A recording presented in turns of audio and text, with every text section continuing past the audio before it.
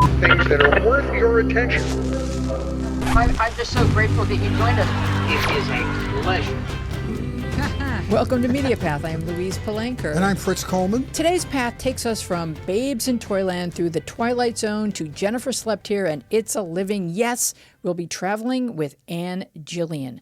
But before we get to that marvelous conversation that we are very much looking forward to, Fritz, what are you recommending? All right, well, my favorite show of the week is a show that you recommended a couple of weeks ago, and I was fascinated by it because it's a true story and it's historical, and so that piqued my interest.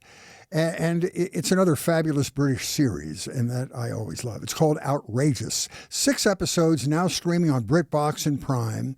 It's the story of the Mitford sisters, based on the book The Mitford Girls. These were children of aristocracy in 1930s England.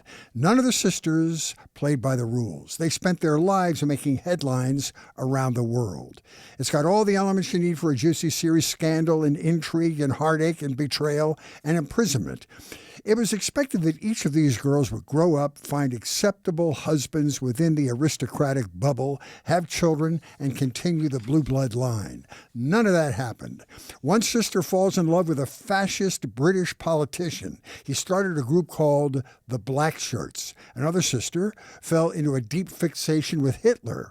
She moved to Germany just to be near him. She ultimately worked her way into his inner circle. This was all pre-Nazi, pre-World War II, where the German people and really onlookers from other countries were fascinated by this new fascist atmosphere. Another sister married a guy who manipulated her into thinking he was something other than the dishonest slacker that he was.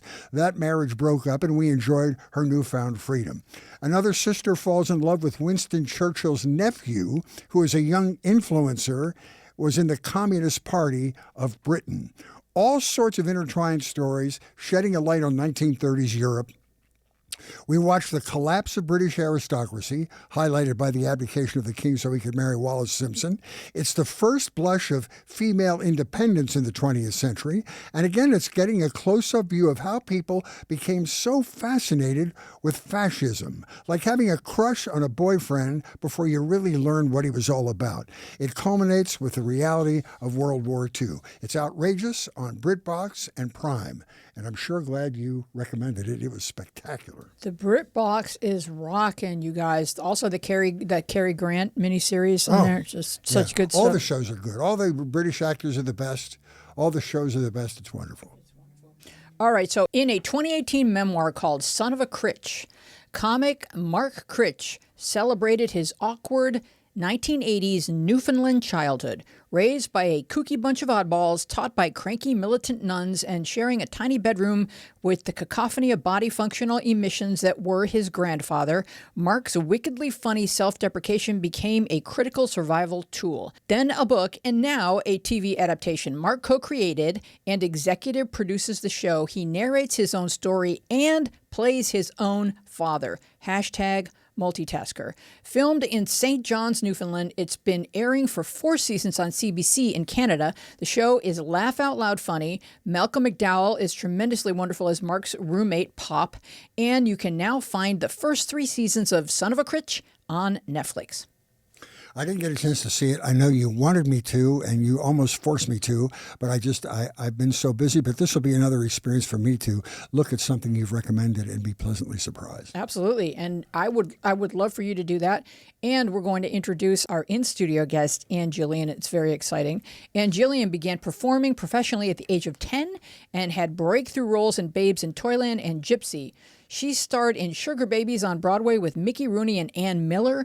She's made over 25 TV movies and has received Emmy nominations for her portrayal of Mae West and for her role in Ellis Island. And she is well loved for her classic sitcom roles in It's a Living and Jennifer Slept Here. Please welcome Ann Jillian. Thank you very much. We're so happy to have you here. Well, I'm happy to be here. So I just want to start by talking a little bit about how in Gypsy you are a child in show business, portraying a child in show business. Were there any parallels between you and June, or was your mother completely different from Mama Rose? My mother was completely different from Mama Rose. Yay. My mother was very supportive. because I was born in Cambridge, Massachusetts, and as I was growing up, she saw that I was dancing and I was singing, and as a little girl, and she looked at my father and says, "We go to Hollywood."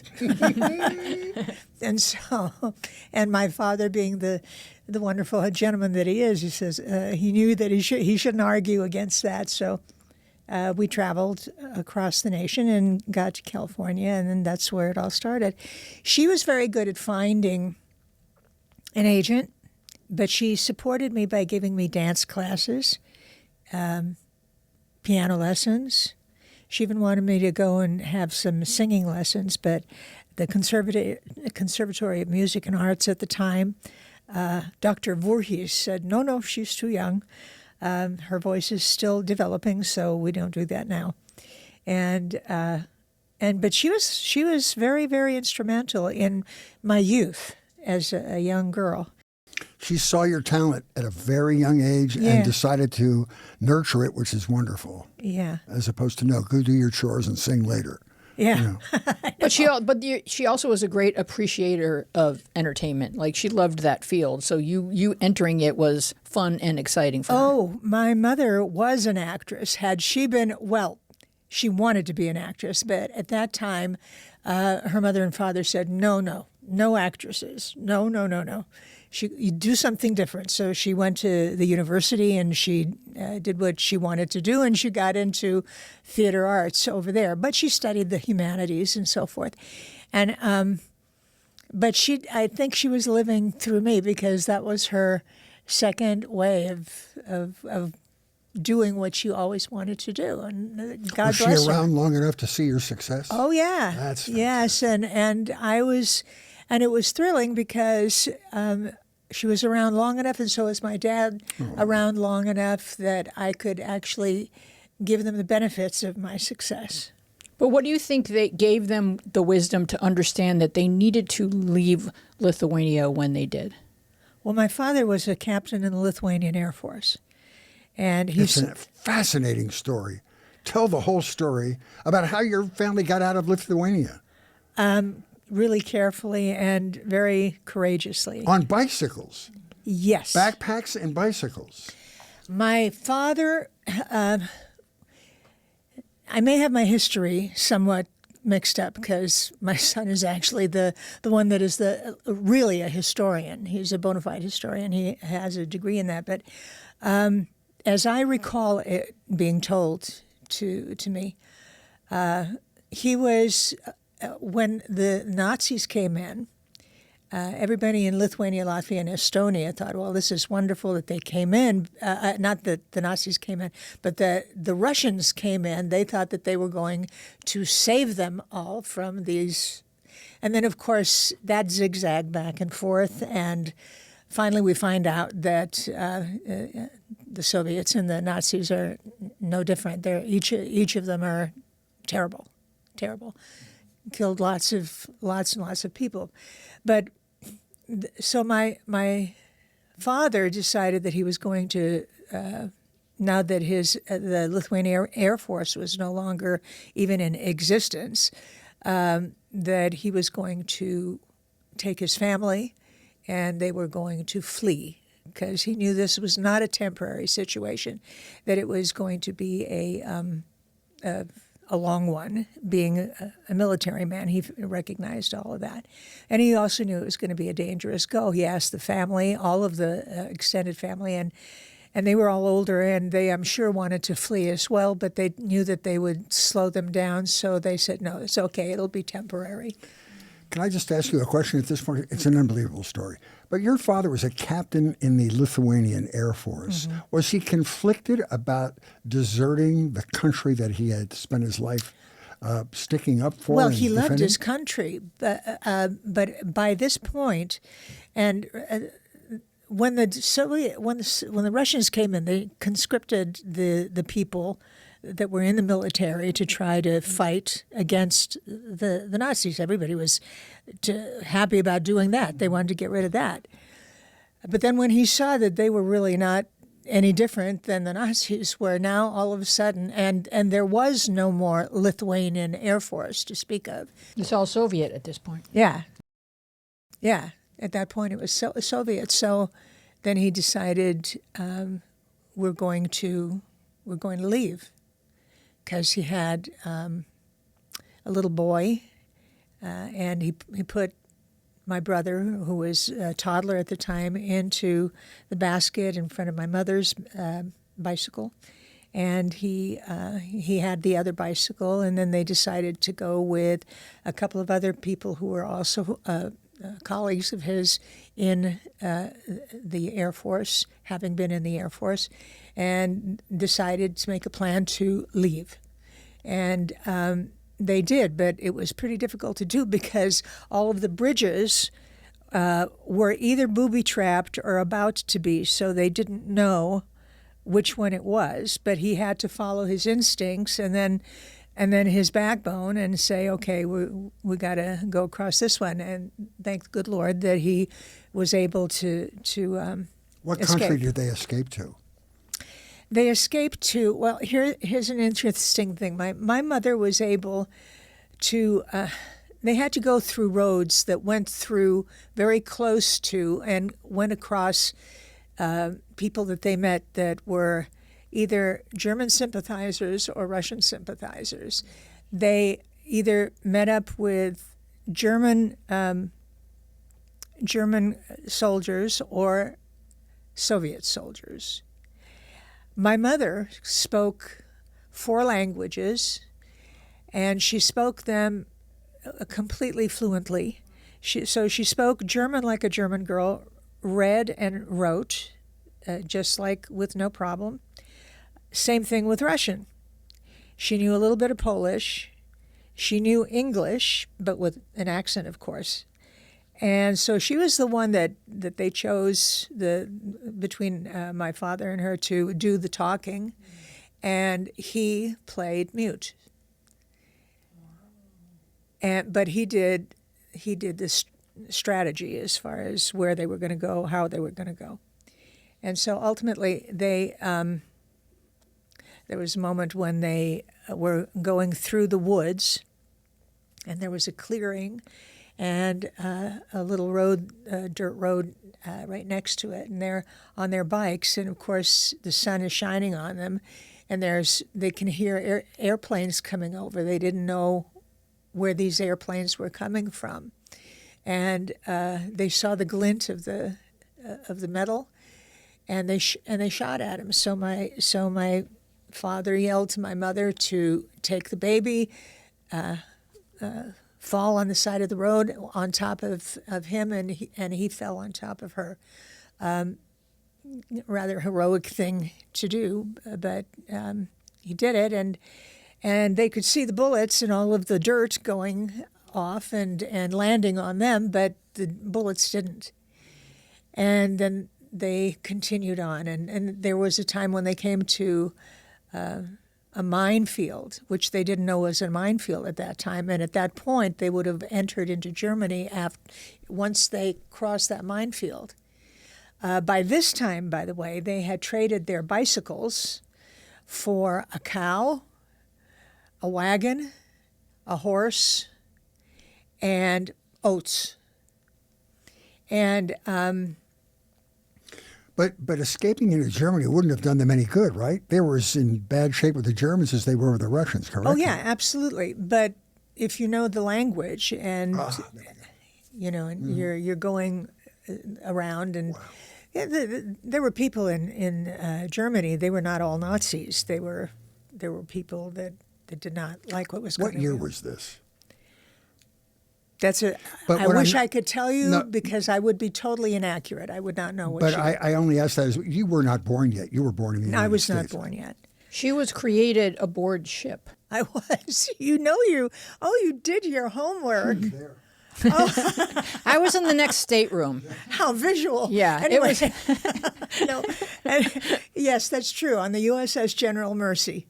So you must have known approximately what year this was, because Not really. I don't. I remember my mother and father talking about it, but I really don't know what year it was. I know that I was conceived on the USS General Mercy, and interestingly enough, many years later, I was on the Bob Hope show on one of his USO tours, And we were off the shores of, it was the first time, Beirut was the hot spot in the world at that time. And so we were staying on the USS Guam, which was the Beirut Hilton. And we performed on all of the ships that were in the fleet. And one day my husband and I and Bob, we were up in a helicopter, a military helicopter, and the jets are circling us, like cocooning us to keep us safe. And we come above this big, beautiful area where the ocean is. It's blue, beautiful. And this beautiful white ship is down there with a red cross on it. And I go, oh, my gosh, that's gorgeous. And Bob says, yeah, that's the USS General Mercy. And I said, are you kidding me? And then I looked, and whenever we performed, I would look at out there and wherever we were wherever they made the stage, and I thought, where did this happen? You've had a couple of moments of kismet in your life. That's one of them. Holy cow. That's amazing. Yeah. So you came to the United States. You were born in... I was born in Cambridge, Massachusetts. That's right. And my parents had, what do they call them? They're people that stood for you when you came in. Yes. And was it Ellis Island? Sponsors. Thank you very much. And we had a couple of sponsors, and they spoke for us. My father got a job doing something entirely different, and my mother did too. She worked at Kodak, over there she didn't. She worked at Kodak when she got over here on the West Coast. Over there, she was working for another company, which happens often right now because I'm 75, so sometimes I will forget it. I have a senior moment. But he worked washing dishes, doing what he could. When we got here to California, after my mother said we go to Hollywood, the whole family went up. We went over here, and my father worked for Litton Industries because he was familiar with all of the contraptions that they make airplanes and so forth with,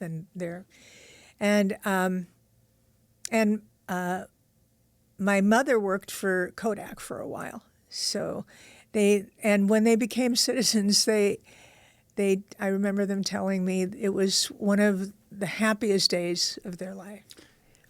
Did you have relatives over here that sort of paved the way for you, or you? We may have. Mm-hmm. I know that I don't know when my mother's uncle came over here, but he was in Oregon, and he had a ranch in Oregon. So clearly he had come earlier.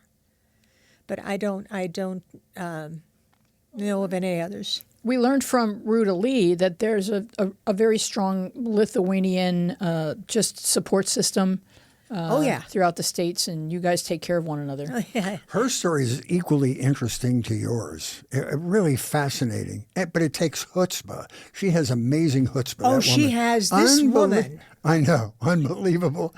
And I was fascinated by the fact that you came to this new country, and your father had, when you're a captain in the Air Force, that's a position of stature. Yeah.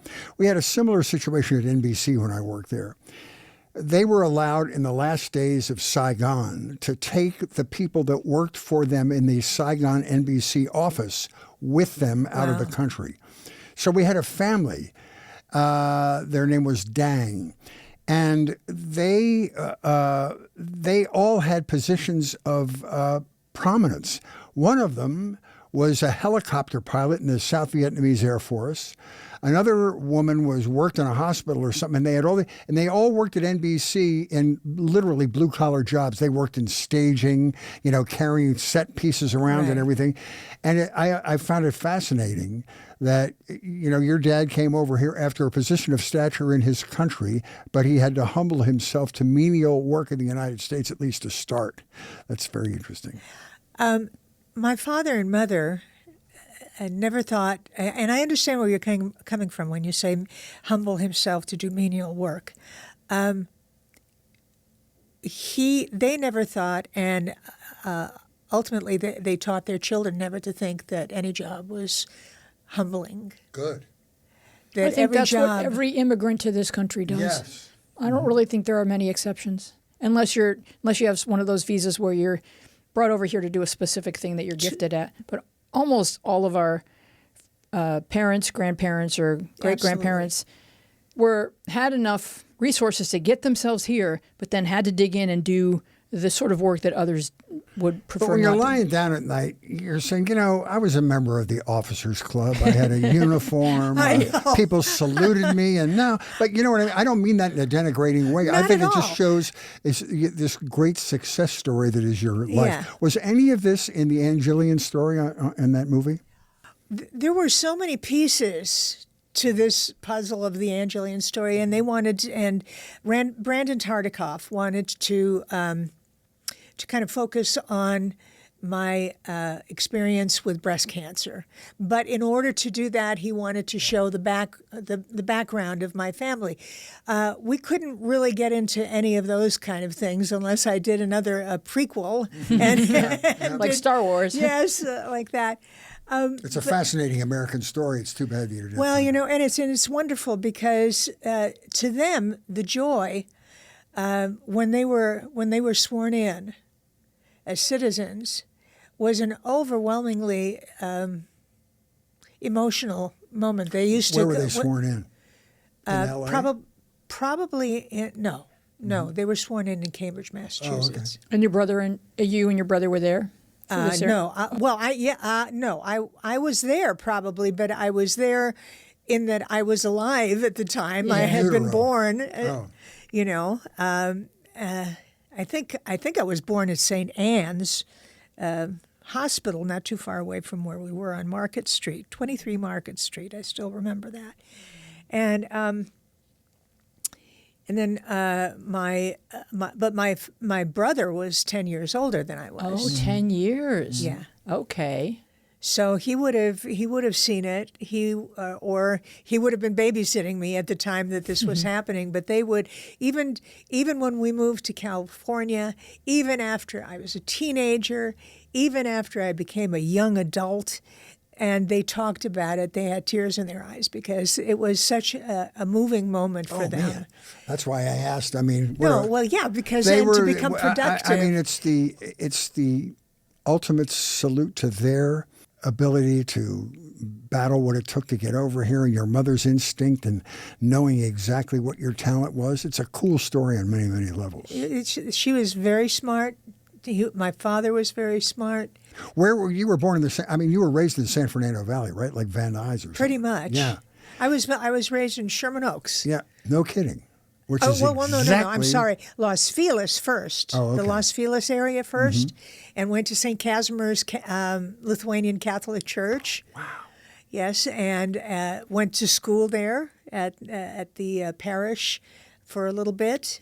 And then my father got a job at Litton Industries where he had to be transferred over to Woodland Hills. So that's when we moved from there. And then all of the churches, St. Mel's and going to school at Louisville Girls High School and St. Mel's School as well, Catholic schools. But it's a little bit like Ruta's story, correct?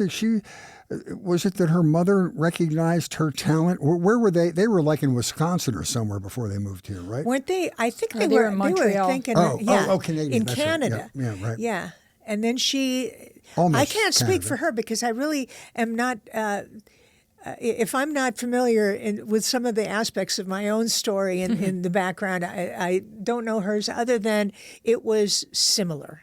But I have to say about Ruta, first of all, it takes for anybody leaving a country under those circumstances. These were not peaceful times or anything like that. It was still very, very difficult. Their move out of there, the move through the countries, how they got to where they got to, finding sponsors, waiting to get on the ship. They had to wait in camps that had the the people that were waiting to be where they were going to go.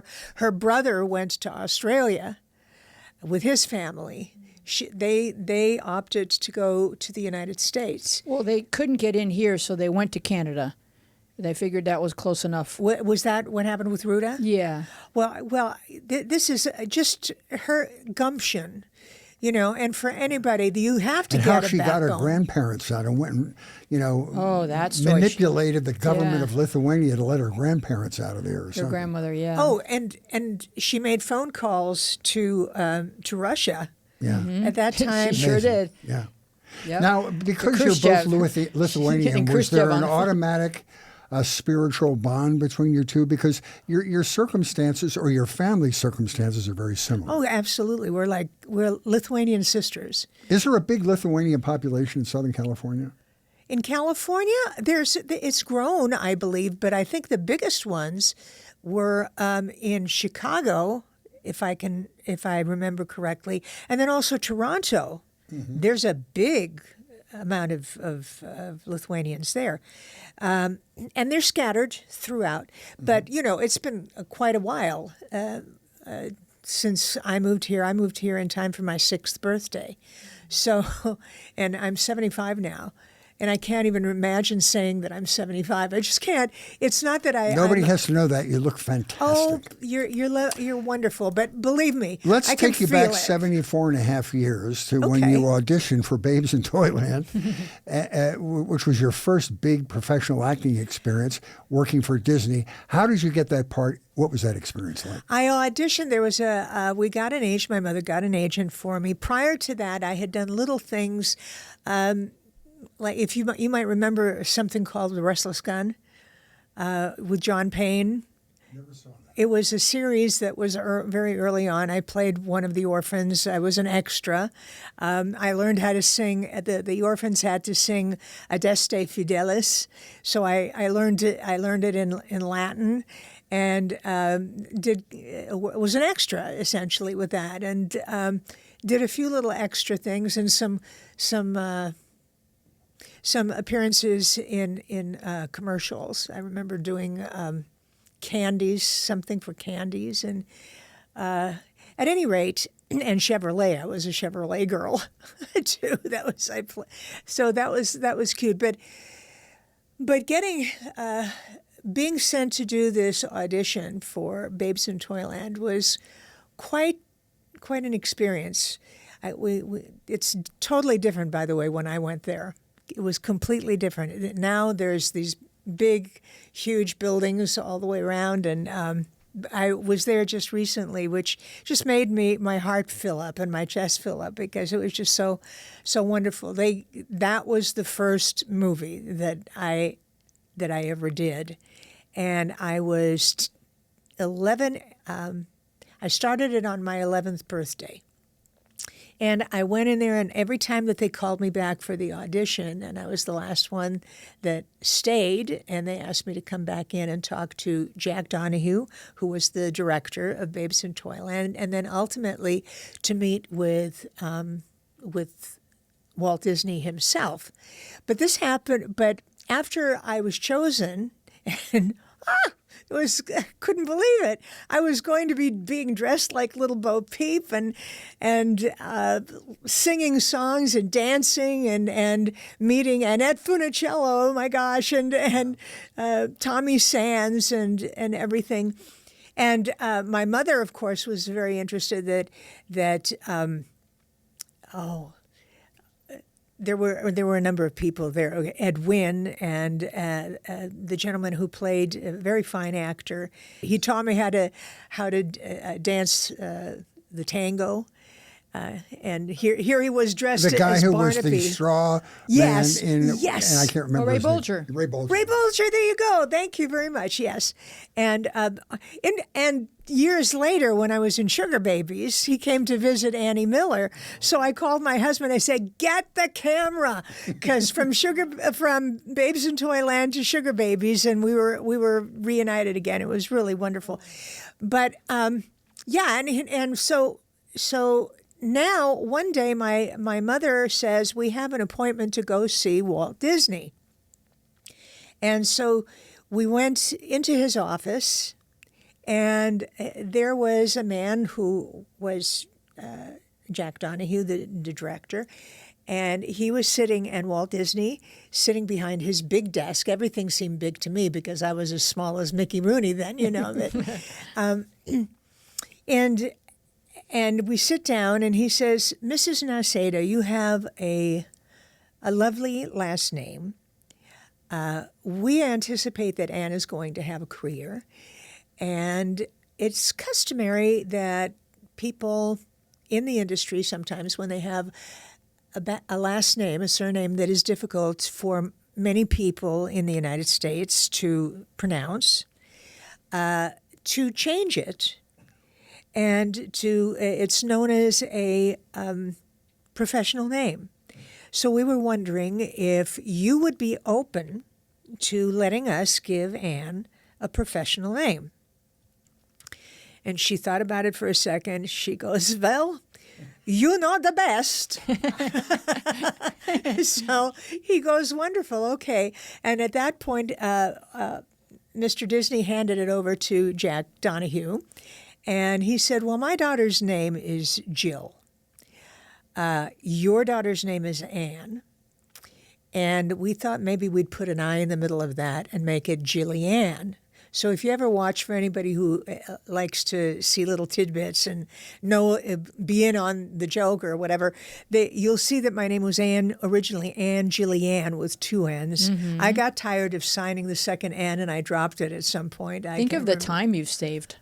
I know. All of those N's. All the autographs. Oh, I mean, it's sure. incredible. So at any rate, it turned into Jillian, and I can proudly and awesomely think about this, that Walt Disney gave me my professional name. No, for sure he did. But do you also think that that's why parents are naming their daughters not just Jill, they're naming their daughters Jillian? It may have been because I noticed a rise in that happening when I was on It's a Living, and I was thankfully, for 17 years, I was going pretty strong, very, very strong. When I left because, I left when my projects were still in the top 10.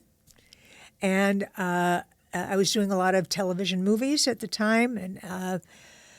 But my son was about to enter into school. He was school age then, and I didn't want to be thousands of miles away doing something on location.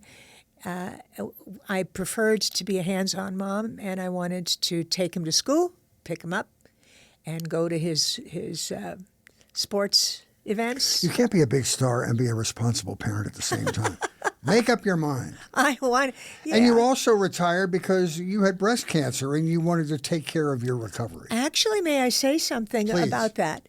The breast cancer did not stop me. Breast cancer I got before I had my son, about 7 years before, in fact. Yeah, she was in her 30s. I was 35 and working and just about to do Alice in Wonderland, where I was the Red Queen. And I found out that I had to have the surgery for breast cancer. And Irwin Allen, God bless him, and he said that he would work around me. And that everybody else, because it was a very big cast, there were so many people that worked in that show. All of them had schedules, and all of them agreed that they would work around my coming back. But I had to come back 11 days after the surgery. So I said, he said, we can do this another time. You have to get better first. And I said, if I don't come back, then it will set a precedent, I feel. And I really have to, I think what's going to help me to get better is to come back to some sort of normal routine, life and routine. Mm-hmm. And so I said, I'll be there. At the time, I didn't have full range of movement. And it was Carol Channing that, without knowing it, helped me to get back my range of movement. We were doing a song, and we had to end up with our arms up in the air like this, and I couldn't bring them up any more than this. Where was this? Was this in a show of some kind? In Alice in Wonderland. Oh, she Alice in- played the oh. White Queen. Oh, my God. Harvey Korman played the White. Oh, he was a darling. This sounds hysterical. Oh, he was such a darling because we had to do a pratfall. And he was all worried about me and I did the pratfall. My hands were down here. They were closer to the ground. And he said, "Oh, I don't know how to get you up. I want to get you up. Oh my God. Oh my God." And so he finally pulled me up. I said, "It's okay. I'm not fragile. It's okay. You can do that." But at the end of the song, Carol had her hands up here. Well, ego, you have to have an ego to be in this business, or really, it's bad to have something to have the kind of an ego which is destructive. But to have a healthy ego, it's very, very good in this business, and it's very, very good in anything that you're doing because you want to do the very best. So not to be outdone, I did the same thing, and from that moment on, I started playing tennis again, and I did a whole bunch of things. So you worked with Carol Channing, you worked with Natalie Wood, you worked with Rosalind Russell, Carl Malden. And Carl Malden. So what is your memory of those people? Did they become mentors? Were they nurturing to your young career? How were they? Okay, well, you already know about Walt Disney. The next thing that I was set to do was Gypsy, which I started that on my 12th birthday, and I thought it was just going to continue going on like that. But little did I know the teens was going to bring on a little bit of a different whole kind of a feeling. Adolescence is rough on child stars. Well, yeah, especially since you're too tall to play a leading lady, but too tall to play a leading lady, and the young people the young men that you were going to be playing opposite were sometimes shorter than I was. So I kind of in between, and you were just getting old enough to evoke jealousy among the other female stars. Nah. You're a lovely. You're very perceptive. I had listen. Everybody goes through their challenges with all sorts of things. There is some of that. Yeah.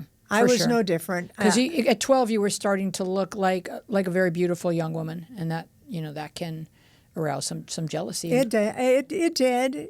But my mother told me, she says, you have friends. And of course she was talking to me in Lithuanian, but I'm talking the way that she would if she was talking to you in English, and she says, you have friends. The people who are jealous. And you have to not be angry at them, but you have to understand they sad. They want a quality that you have and they don't have. So. Yes, they angry. They are not feeling very good. So she says, just remember.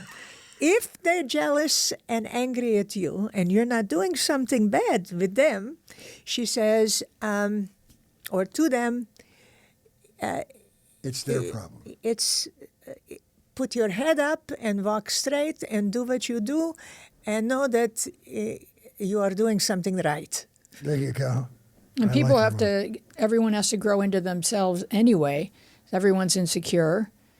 During adolescence. That is correct. And so they would come into themselves and, maybe perhaps feel badly for how they had treated you and come to their own place of serenity, one would hope.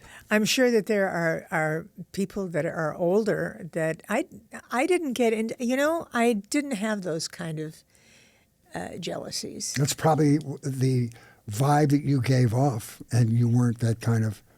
I think it has to do with my faith. I think okay.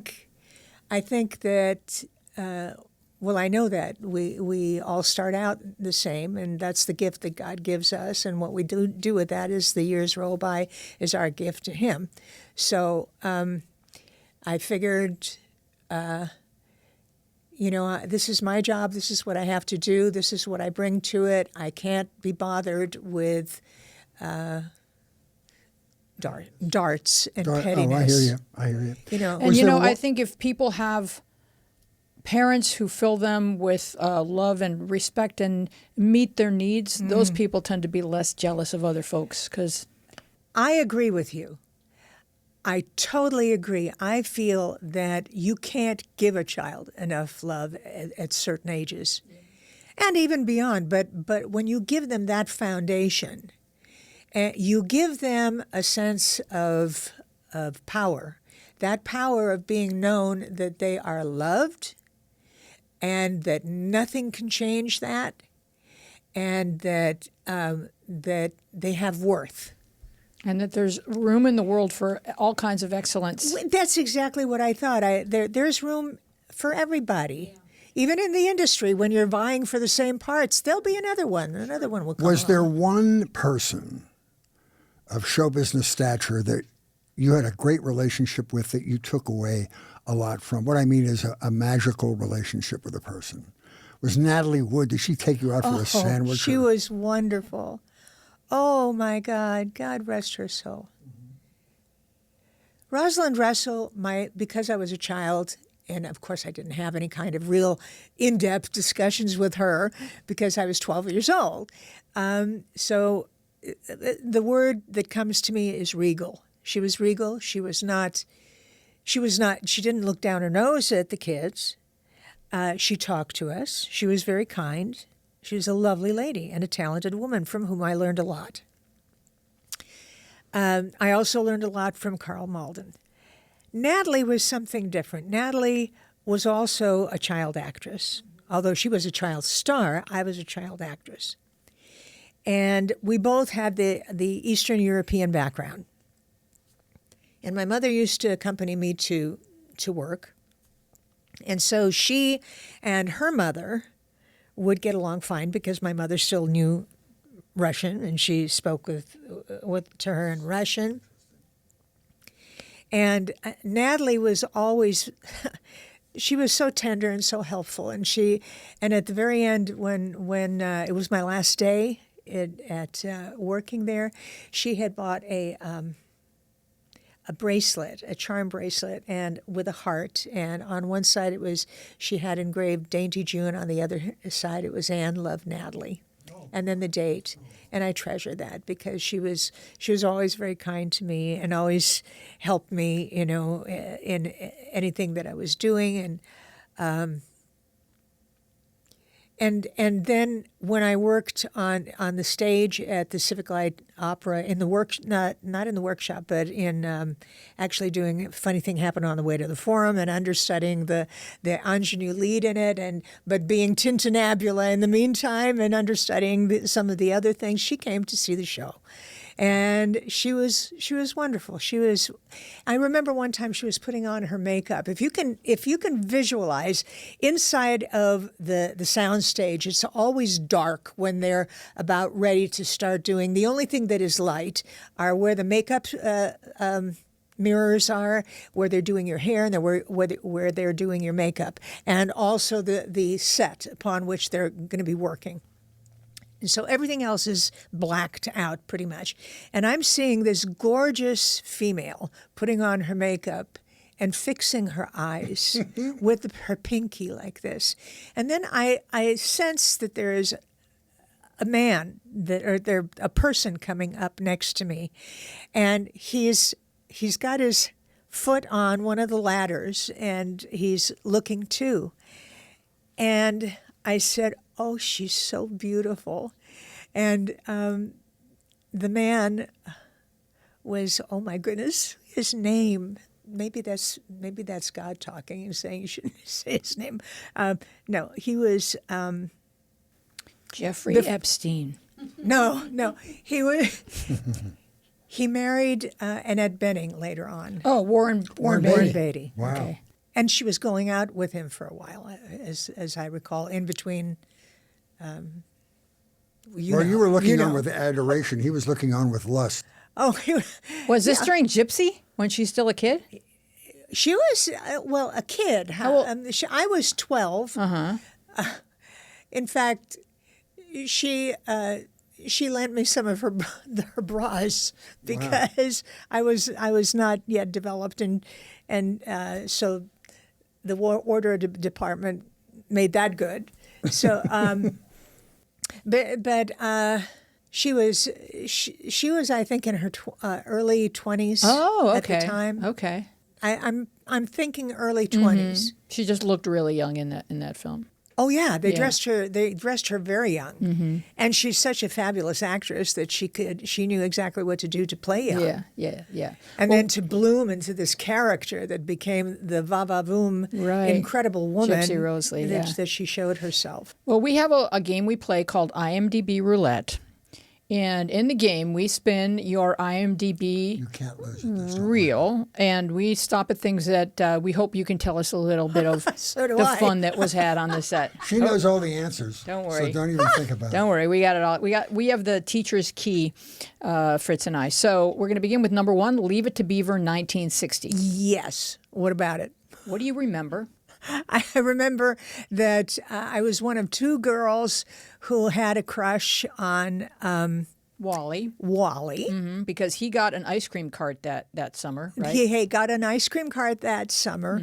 In fact, if I had my telephone here, I would probably be able to send you that picture. I have the picture of the 4 of us there, and I saw the beaver. I cannot think of him as anything other but the beaver. Sure, Jerry Mathers. I think everybody thinks of him as the beaver. Every function that we went to and bumped into, he was always the beaver. Anyway, I met up with him just recently, a few years ago, before the pandemic. Anyway, so that was fun. I had a great deal of fun. I just enjoyed. I loved taking direction. We laughed a lot. And there were a lot of kids on that set, so I'm sure. There were always all sorts of kids, and they said then my 3 sons also had some kids that we got to know regularly because we all went to the same auditions thereafter. And cute boys. Yeah. Oh yes, and then as we grew older. Now, do you know Ken Levine, right? Oh yes. Yeah. So you, in his memoir, you're sort of his dream girl because you represent beauty and showbiz. So he's intrigued because you all went to school together in Woodland Hills. Yes, we did. We went to Taft together. And as I recall, he either sat in back of me or in front of me, one of the 2. I think he sat in back of me. And at the time, I had no idea that he had a crush. No idea. He was a great guy. He was so funny. So funny. So funny, and he was such a sweet guy. So yeah, I loved him. And afterwards, I did a podcast with him. It was an audio one, but met with him and talked with him. He met my husband, and I met his wife, and it was. He's had a really interesting career. Worked on some of the best shows in the history of television. Oh my goodness, the talent from that man! Yeah. Oh my gosh, that the young man that was sitting behind me could write all the things that he wrote that he's responsible for, which I'm sure you could probably say the whole list. And why don't you do that for him? Because I'm sure he'd appreciate I it. think it includes MASH and a bunch of stuff. Oh my gosh, Cheers, yes, and MASH. Cheers, Frasier. Fraser. Oh my gosh, come on. It's just forever and ever. And he's so good. He's so good, but you inspired him. Staring at the back of your beautiful blonde head I'm humbled. served as I'm inspiration. Thanks for coming along down the media path, and however you have found your way to us, we would love for you to like and subscribe and give us a nice review because as creators, it is our appointed duty to ask you to do that. You may also want to find us on Instagram and Blue Sky where we are at Media Path Pod, and on Facebook where our show page is Media Path Podcast. podcast, and our Facebook group is Media Path with Fritz and Wheezy Podcast Community. If you are listening to our show, we are also a video podcast on YouTube at Media Path Podcast. You can write to us at mediapathpodcast@gmail.com. My TikTok is Louise Palanker, where I post behind-the-scenes peeks and clips from the show. And Fritz's TikTok is Fritz Coleman Comedy. He posts stand-up clips and popular dance crazes. Our website is mediapathpodcast.com. There you can binge episodes and our spicy newsletter. Thank you so much. On with the rest of the show. So you already talked about Babes in Toyland, but Yeah. I wanted to ask a question about being a very young child on a set. Was it one of those things, maybe they didn't even start this at this time, where you were restricted on the number of hours you could work in the set and you had to go to school the other several hours of the At day? Babes in Toyland, yeah, that's where I found out all about that. You do 3 hours on in the school on the set in the lot, and they made sure that you. Walt Disney was very, very adamant about that. You had to have all of your work done. Mm-hmm. He was adamant about it. And he would visit us all, and we all knew him as Uncle Walt and everything. And yes, but what we learned in that 3 hours, because it was one-on-one with the teacher, I remember when I did Sammy the Way Out Seal in for Disney. And this was after Babes in Toyland and after Gypsy, because my hair was cut then by that time. And Mike McGreevy was there, and Billy Mooney was there, and yes, oh God bless them. Love them. Billy's been we on the still show. get together Yeah. and we visit Disney's, and oh my gosh, Howard Green over there with his team have invited us over, and we had like Sammy the Way Out Seal days and lunch, lunch and everything. It was just so great. Anyway. Yeah, we had fun. We had our fun on set. But when we got into that trailer, the little red schoolhouse trailer on the lot, you had to focus. Wow. It was serious stuff.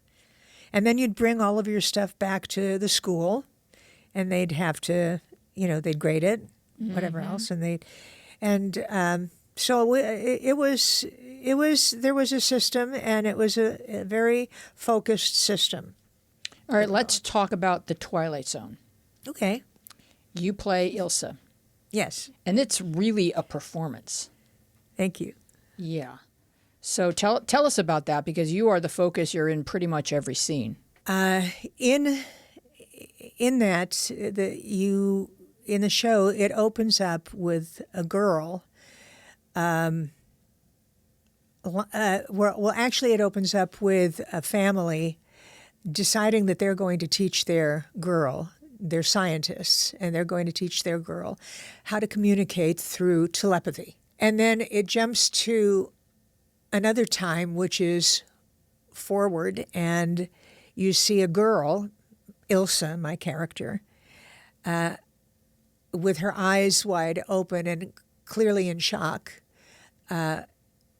And you can see the flicker of flames on her face. And she was able, through telepathy, to escape the fire in the house, and her parents passed away. And so then the sheriff of this city comes to bring her back home with him, because the closest people are in Germany, where this experiment with telepathy started. And they're on their way, but it's going to take a while for them to come. And in the meantime, she has a wonderful relationship with the woman, the sheriff's wife, but she can't speak because she speaks through telepathy. So they want to take her to put her in school, and there's this teacher there who apparently also was a part of that kind of an experiment. And she was not a very nice person. She tried to break Ilsa down, and ultimately she does get broken down, and she has pretty much kind of a meltdown at the end. But she does speak, and it's the first time she speaks throughout the entire show. So So telepathy can be used for ill. Oh, yes, it Well, can. you know, anything can be used for good or ill.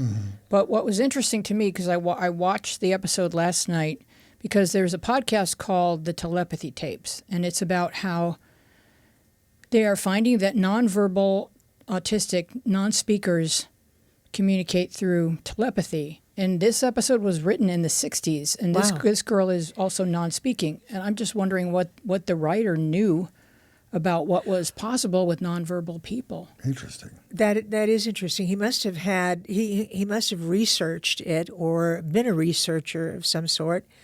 I know Rod Serling was very interested in it. He was there's a very nice man. He never talked to me like I was a child. Really? No.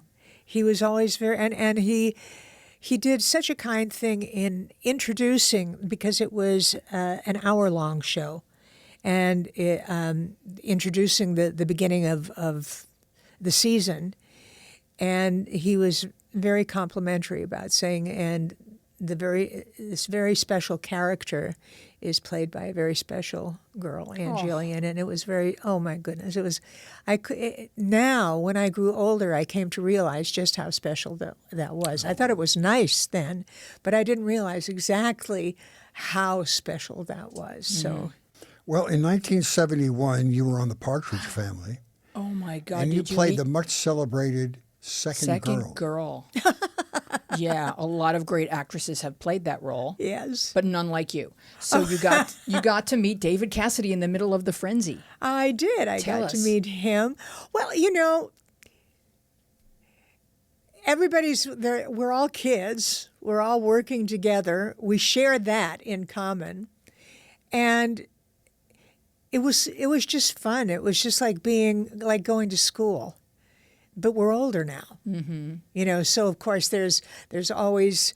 You look at David Cassidy. Oh my God, he's so cute. You know, you look at the other kids that are on the show. Oh, she's so pretty. You know, and it's a different kind of growing up experience. It's not the same kind of a growing up experience that you would have had not being in the industry. Mm-hmm. But I wouldn't trade it for anything, because I did both. And when you get paid to pretend, it was really great. Yeah. You know? Yeah, definitely. So do you remember what second girl does in this episode? No. I'll be very honest with you. I don't remember what I did in that. I do remember that I was supposed to bring someone out of their shyness. Was it? Did I do that? Oh, I Was hope that so. that, or was it another episode? I don't know. We'll have to I'll have to rewatch that episode and see what happens. It could be. I didn't do very much in that one, as I recall.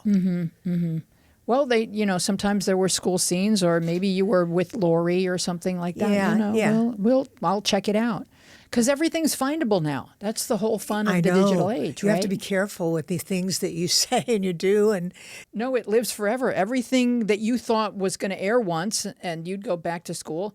It's alive. Is It's a Living streaming on any of these golden era streaming channels? I believe it did.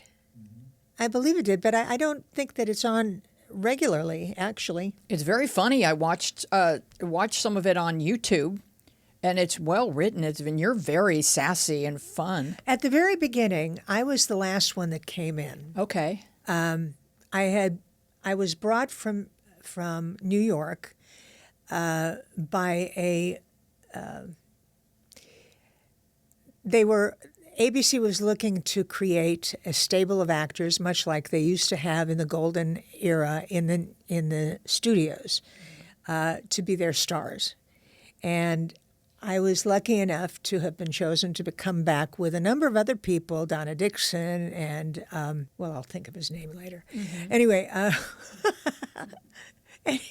Warren Beatty. I'm better with scripts. At any rate, we came back, and I was supposed to come back for another project, which was a very good project, and it was between two women whose name I will not mention, only because, well, maybe I just shouldn't mention it. I think you should, for the sake of the story. for the sake We'll of the take care of the story. lawsuit. We have a vast team of lawyers here. Well, okay. Well, this is what I was told. I actually came back to do a screen test for Marilyn, and I did that screen test in the pink dress during the time that she was married to the author and everything. And, Was this before Mae West? oh, this was before Mae West. Okay, go ahead. I'm sorry. And I also was brought in to, during this time after I did the screen test, I was also brought in to meet with Thomas Productions because they were looking for somebody to play the character of Cassie, Sassy Cassie. And so now the TV department, they're in the same apparently hall. This is what Joyce told me. They're at two ends of the hall or whatever it was, arguing who should get, because, and the TV series won out because it brings in more revenue for them because it's an ongoing thing there. And but originally, apparently they wanted me set for Marilyn. Yeah. But the young lady who played, and now after I've said this, I met her at You the same. can't forget her name. We've been building this up for 10 minutes. No, Okay. I can't. Catherine Hicks. Oh, Catherine Hicks, and she did a fantastic job of it, as we all know. And she was in Dukes of beautiful Hazzard, lady. right? Was she in Dukes of Hazzard? Well, that I don't know. Oh, I'm just trying to think of who Catherine Hicks is. Okay, go ahead. No, in Dukes of Hazzard, that was someone else. She was a lovely lady. Oh. Catherine Hicks is the mom in the first Child's Play. She also was in that Chucky thing. Yeah. Oh, that's yeah. what it is. Yeah, Chucky. Yeah. Okay, yeah. Yeah. And okay. where she did a wonderful job there too. And she went to my church also here in the St. Francis de Sales Okay. years ago. And I used to go to daily mass there. And then one day I look and I turn around and I see Catherine there. And so the two of us are reintroduced to each other by the priest that was the priest there, Father O'Mahony. He says, "Oh, and this is Catherine. You must meet Catherine. You're both out of the same place." Ilk. Yeah, the ilk. And I said, "We know each other," and she says, "Isn't it amazing that we both played what we were born to play?" And that is, I smiled because that kind of like cut any kind of Attention, sure. yeah. I don't know. I didn't see her performance in this, but I can't imagine a better Marilyn than you. Well, you're a very, very sweet man, and I love you dearly, and you're going to be my friend for always. No, for the same reasons that you were spectacular in Mae West, but I mean, I think of you at that time with the blonde hair, and I thought, come on, that's Marilyn.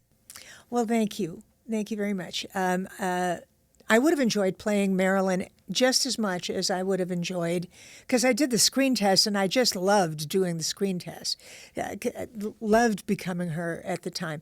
But then when I got the call to come in and read for Mae West, I fell in love with that too, because she was so bawdy and she had such a very very special kind of a And I loved it. And what was great about it was, and I understood why you performed it the way they did, the nuance you gave it, because before the show, you had a discussion with the director. And you asked him, do you want an impersonation of Mae West? I did, yeah. Or do you want an interpretation of Mae West?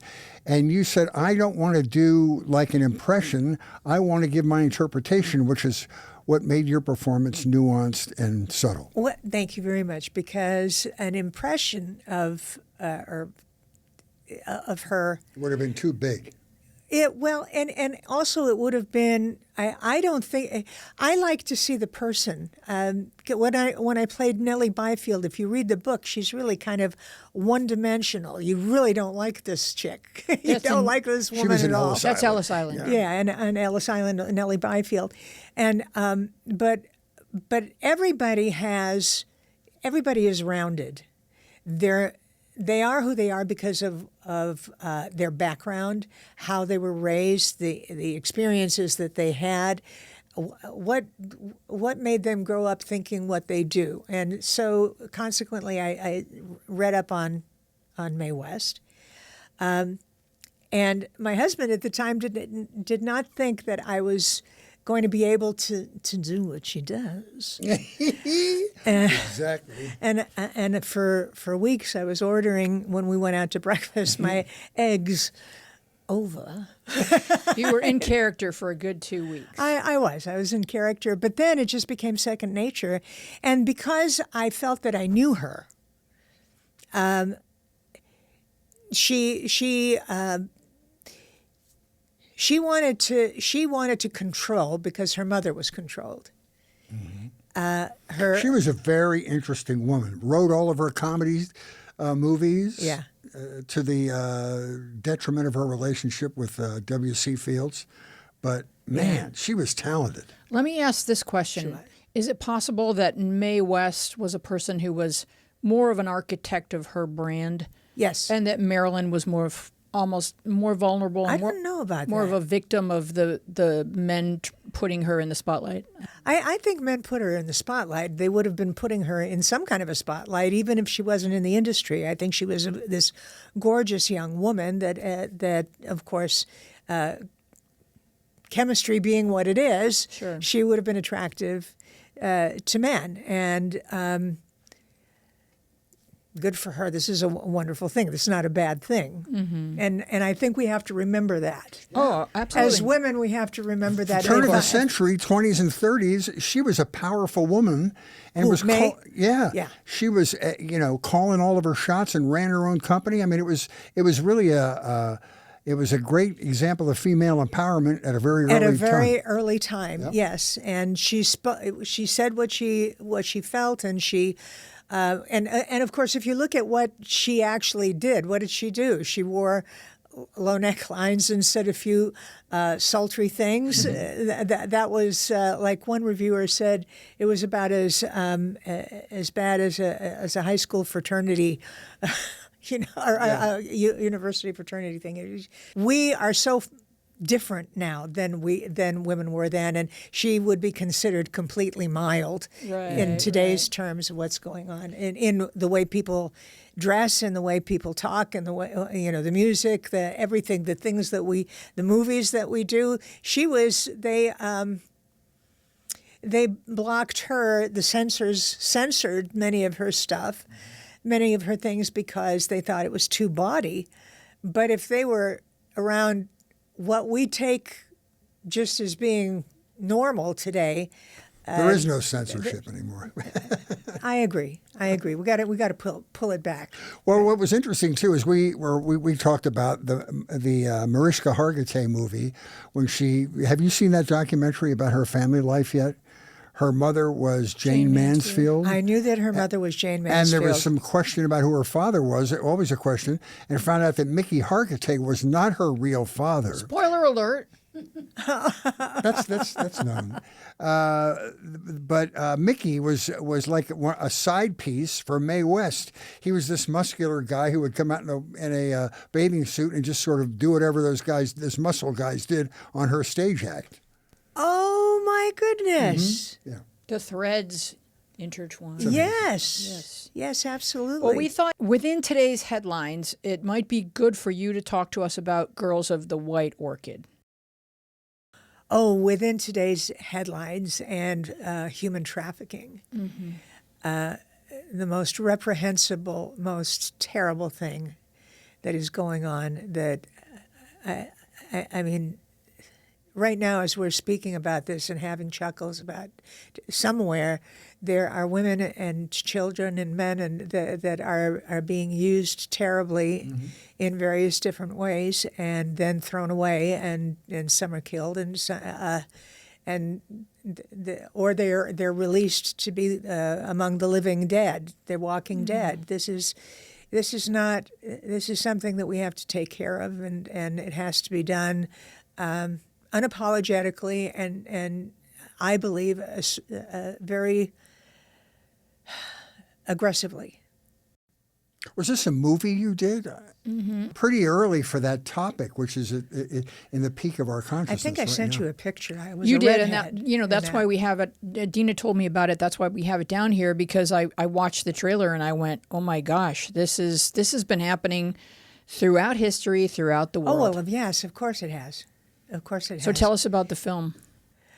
The film was about kids, young women who get offered, who are looking to get into show business, quote unquote, and they're either dancers or they're singers, and they're nice-looking young women, and they get offered by people who want to draw them into something that they know what's going to happen to them, but the girls don't, and they get promised. It's called the Harvey Weinstein School of Entertainment. Yeah, possibly so. I don't know, but at any rate, they're taken to in places in Asia that we don't know about. In this in particular case, this was called Death Ride to Osaka, as well as the Girls of the White Orchid at one time originally. But this. I play the character that's been there for a while, so long that my hair's turned red. So at any rate, no, she's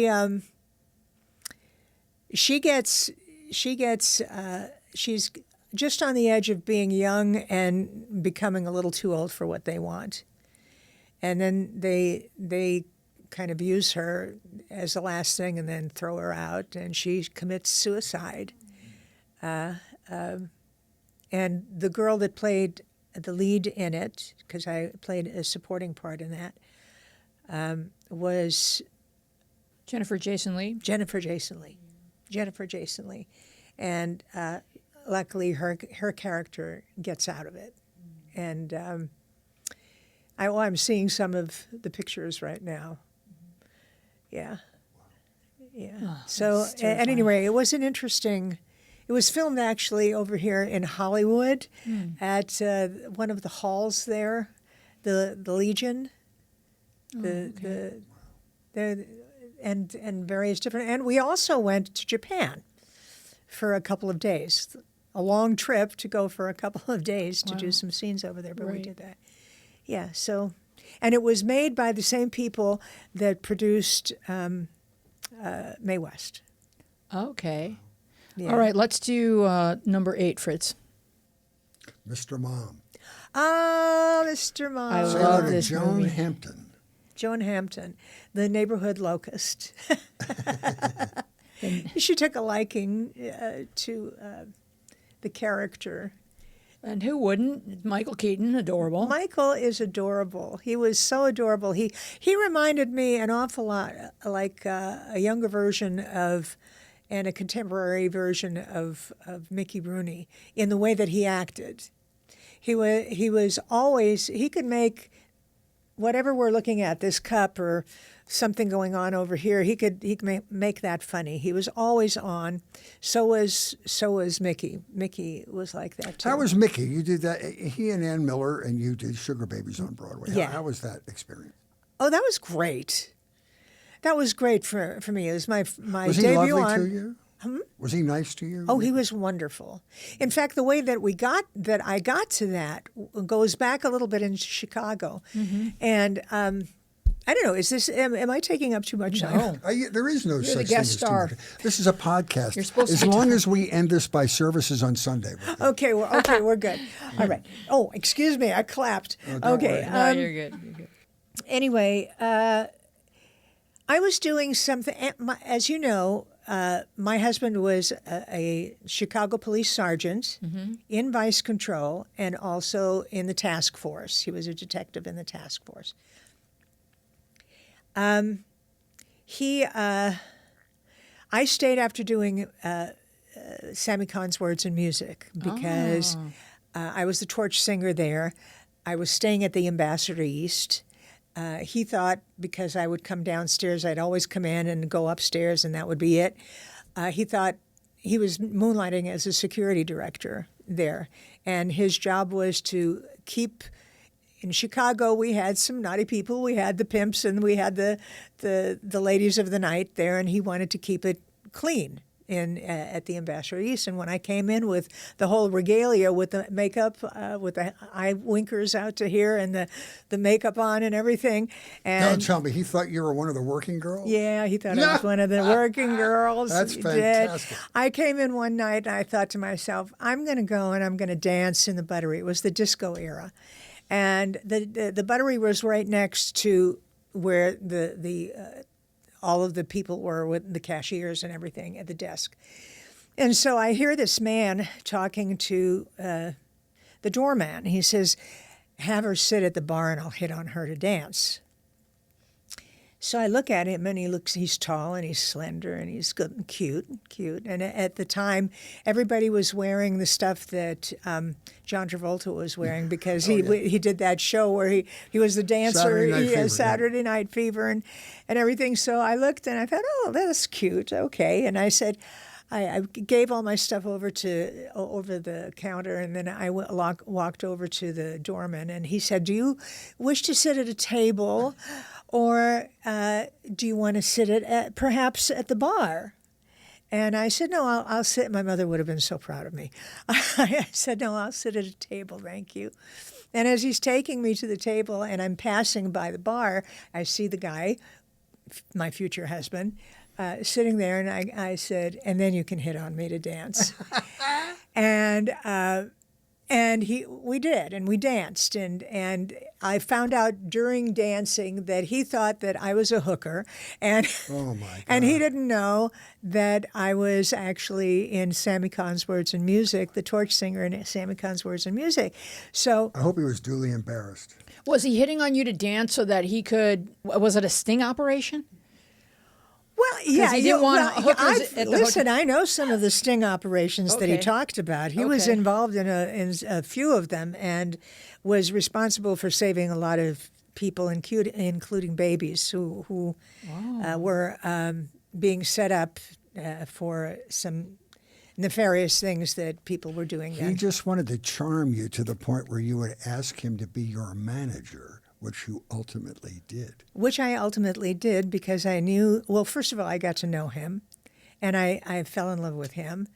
I don't know whether it was first. He always said it was, he fell in love with me at first sight when, which was very cute, but I didn't believe it. I thought, well, no, that can't be true. But he was fun. He made you laugh. He was a great dancer. And then I found out that he was a policeman. And so we both laughed about it. He thought that when I told him what I was doing, then he thought, well, she's in the business. Then, oh my goodness, she must be very successful. And because he was staying at the Ambassador East, he was working at the Ambassador East, I thought that he was successful. I didn't know it, so the two of us. Little did we know that we were both bust outs, really, kind of at the time. So we got together. We were friends, and then we seriously started dating. And then I stayed after Sammy Cahn's Words and Music left. As a result of that, he would go. He'd be the only cop that would be stopping by the drugstore that had Variety and Hollywood Reporter there, and he would come home with his badge and with his uniform, and he'd have the trades in his hand, and he says, "Hey, they're having an audition over at the Drury Lane." And Mickey Rooney's going to be starring in it. It's called Goodnight Ladies. And they need to have a girl that there's plenty of parts in it, and they need to have a girl in there that's kind of like an ingenue or a soubrette or something like that. And he said, well, I said, no, I don't have an agent. I can't get in there and do that. You have to have an agent to represent you before you go in there. He says, no, you don't. And I said, yes, you do. I know the business. And he said, yeah, but I have a badge. I like this guy. Oh, yeah, he was great. And so I said, oh, okay. So we went over and I auditioned. I sang. Oh, but before that happened, he and I are sitting off waiting for me to come in there. I had the sides that were given to me. I committed them to memory. And I was going to go inside there and do the some singing. And so I go in and but before I go in, I hear him talking to the director. And the director was ultimately a director that I worked with here in California afterwards, years later. But he was saying to him, he goes, no. He says, I need a stripper. He says, because the part was of a stripper who never stripped. She was kind of more like a Judy Holliday. I played her like a Judy Holliday kind of a character. And complete with all the things that she was going to talk like that. And my name is Madame Labouche, and I'm like a butterfly. Anyway, so he goes, no, I can teach a stripper how to say a line, but I can't teach an actress how to move like a stripper unless she's actually doing that. And he says, but her husband, and he's here, is a cop. He goes, okay, have her come in. So I came in, and the look on Mickey's face was a very positive one. Oh. He was he was happy to see what I looked like. Then he said, okay, what you got? And so I said, well, I have the sides here if you want to read. He says, sure. So we read that, and so he liked that. Then he asked me to sing, and I sang. And I sang one of the songs that I sang in Until the Real Thing Comes Along. And the way I sang Until the Real Thing Comes Along, I sang in the show in more, my movements were a little bit more risque in that, so I thought that I'd use that to show him that, yes, I can walk and I'm a dancer, you know. So he hired me, and I just tapped on the thing. That's okay. For Mickey Rooney, we can do that. Okay, so he hired me, and then after we had a great run with that, he says, you know, I'm getting wooed by the people who are in Sugar Babies. The producers, Harry Rigby and Terry Allen Kramer, and they're coming here to have dinner with us. You should have dinner with us. Both of you should have dinner with us, and you should audition for one part that's open there for the soubrette lead. The soubrette lead, for those in the audience who don't know what that is, it was a vaudevillian show, so there's always a diva, the head lady, the woman, the top banana, which is what Mickey was, and then there's the soubrette or the ingenue. The ingenue is usually the young lady in anything that's on Broadway or in shows. And a soubrette is somewhere in between. She's in her 20s, you know, older than someone singing, I am 16, going on 17, you know. So at any rate, I auditioned. Ernie Flatt was the choreographer.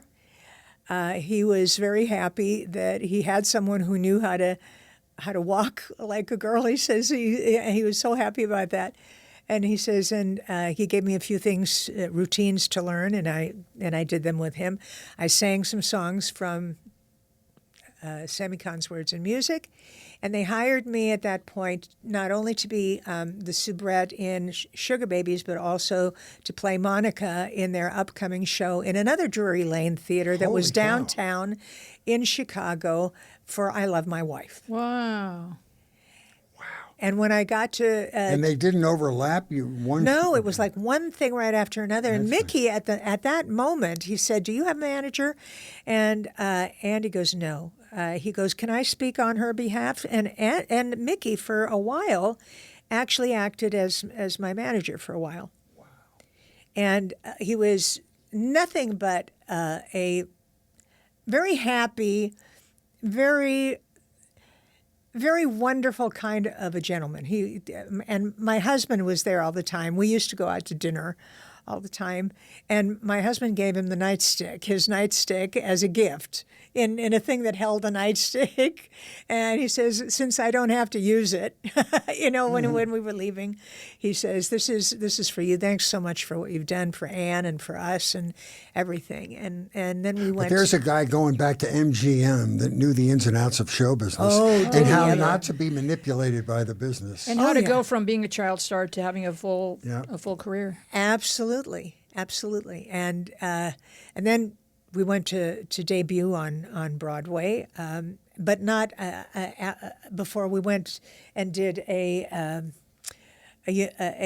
national tour, the pre-Broadway tour, starting after 6 weeks of rehearsal in New York, going to the Current Theater in San Francisco, and we debuted Sugar Babies there to rave reviews. And then from there went to, I believe it was Los Angeles, to the Pantages. From the Pantages to Chicago to the Airy Crown, which Mickey always thought it was wrong to go there because it was too big. He felt that you should have something that makes it feel a little bit more intimate. But they had to put chairs out. So many people wanted to come and see Sugar Babies at the Airy Crown. And then we went to Detroit, and then we went to Philadelphia, and then we opened on Broadway. Wow. How And you long ran were you for on how long? Broadway? Yeah, for how long?